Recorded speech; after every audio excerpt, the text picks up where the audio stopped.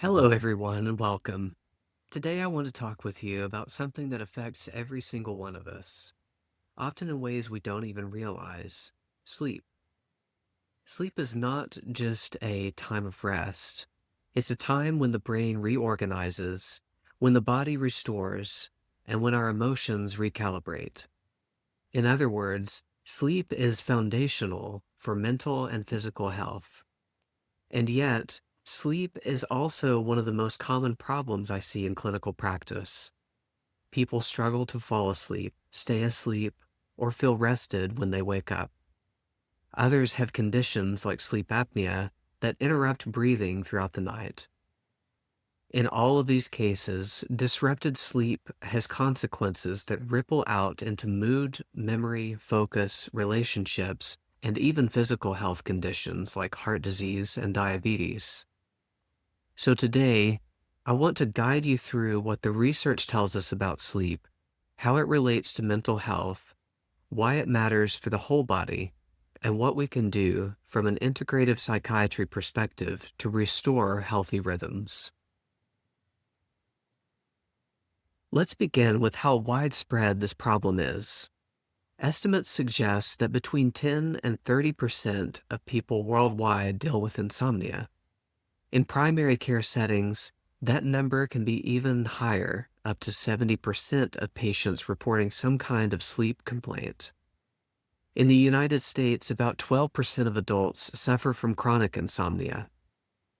And here's the important part: these problems are not just inconvenient, they are directly linked to mental health. People with insomnia are about 10 times more likely to experience depression and 17 times more likely to experience anxiety compared to those who sleep well. Even modest sleep reduction, say consistently getting less than 6 hours a night, can double or triple the odds of mental distress. That tells us sleep isn't just something nice to have, it's a biological requirement for health, as important as food, water, and air. So why does sleep matter so much? To understand that, we need to look briefly at the physiology of sleep. Sleep is regulated by two systems. First, the homeostatic drive, the pressure to sleep that builds up the longer we are awake. Second, the circadian rhythm, the internal 24-hour clock influenced by light, darkness, and daily routines. When these systems are aligned, we fall asleep at night, stay asleep, and wake rested. But stress, late night light exposure, irregular schedules, and medical conditions can throw these systems off balance. Sleep is also a time when our immune system recalibrates, when hormones that regulate appetite and metabolism are balanced, and when our brains consolidate memory and learning. When we miss sleep, all of these functions are impaired. That's why poor sleep affects not just how we feel, but how our bodies function. Now let's connect sleep to specific psychiatric conditions. In depression and anxiety, the relationship is two-way. Poor sleep increases the risk of developing depression and anxiety, and these conditions themselves worsen sleep. It can become a cycle that is hard to break. In bipolar disorder, sleep is almost like a vital sign. Reduced need for sleep often signals the onset of a manic episode, while excessive sleepiness may occur during depression. Circadian rhythm instability is thought to play a major role, which is why treatments that stabilize daily routines and sleep-wake patterns are so effective. In adolescence, sleep is especially critical. Teenagers naturally shift toward later bedtimes, but early school start times cut their sleep short. This not only leaves them tired, but also weakens the connection between the brain's emotional regulation center, the prefrontal cortex, and the amygdala. This means less control over stress and emotion, and greater risk for depression and anxiety. Some schools are starting to recognize this and implementing later start times. Sleep doesn't just affect the brain, it impacts the entire body. Chronic sleep deprivation increases the risk of heart disease, high blood pressure, obesity, and type 2 diabetes. It weakens immune functioning, making us more vulnerable to illness. And in conditions like obstructive sleep apnea, repeated drops in oxygen at night can drive inflammation, strain the heart, and worsen mood. So when we talk about sleep, we're really talking about a cornerstone of overall health. Mental health, physical health, emotional balance, they are all woven together, and sleep is the thread that holds them in place. Now, how do we actually evaluate sleep problems? In integrative psychiatry, I use a combination of tools. Screening questionnaires like the Pittsburgh Sleep Quality Index give us a structured way to measure sleep. Sleep diaries help identify behavioral patterns. Polysomnography, an in-lab sleep study, can help detect conditions like sleep apnea or restless leg syndrome.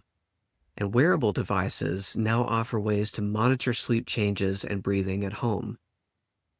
But beyond the tools, a true evaluation also includes questions about stress, diet, medical conditions, medications, and even beliefs about sleep. Because sleep is not just a biological process, it is a reflection of the whole person.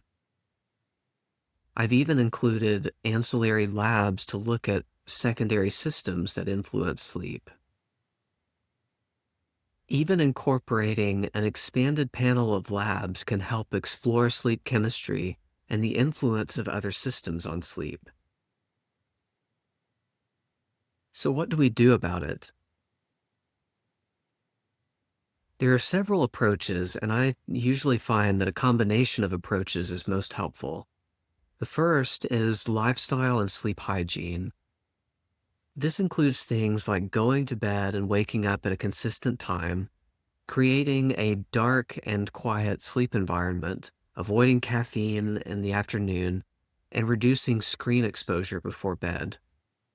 The second is cognitive behavioral therapy for insomnia, or CBTI. This is considered the gold standard for chronic insomnia. It combines behavioral techniques like stimulus control and sleep restriction with cognitive strategies to calm the mind, in addition to supporting sleep hygiene and lifestyle-related activities. The third is chronotherapy and light therapy. By adjusting light exposure and daily routines, we can reset circadian rhythms. In bipolar disorder, structured rhythms can reduce relapse risk. The fourth is pharmaceuticals. Sometimes medications are necessary, whether short-term sleep aids, antidepressants with sedative effects, or treatments for sleep apnea. The fifth is nutraceuticals. Supplements like melatonin, magnesium, and L-theanine can be useful in certain cases, although they should be chosen carefully, and this should be individualized. And, of course, treating underlying conditions, whether trauma, chronic pain, or sleep apnea, is essential to restoring natural rhythms. The truth is, sleep is not just about what happens at night. It's about the rhythms of our entire lives. Stress management, nutrition, physical activity, and emotional balance all influence how well we sleep. And in turn, sleep influences how we live. So, as you reflect on your own life, ask yourself, are you getting the sleep you need? Are you waking rested? Or is sleep something that feels elusive, disrupted, or neglected? If you're struggling, know that there are answers. From evidence-based techniques like CBTI to integrative approaches that consider the whole person, healing is possible. I invite you to learn more by visiting the links in the description. There you'll find my latest blog post that goes deeper into this topic. You can also explore my course library if you're a professional looking to expand your knowledge. And if you're looking for personalized help, you can set up an appointment with my private practice. And before you go, let me leave you with this. If you found this video helpful, please take a moment to like and subscribe. Thank you for joining me today, and I look forward to continuing this journey toward health, coherence, and wholeness together.